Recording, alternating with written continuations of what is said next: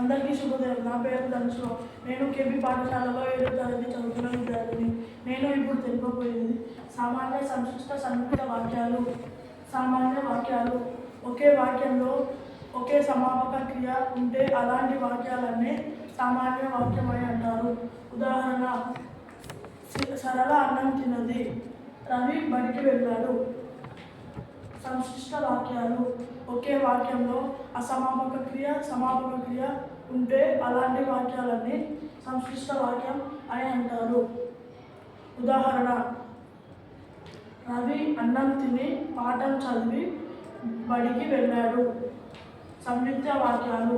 ఒకే వాక్యంలో సమాపక వాక్యాలు 2 సమాపక వాక్యాలు ఉంటే అలాంటి వాక్యాలని సంయుక్త వాక్యం అని అంటారు.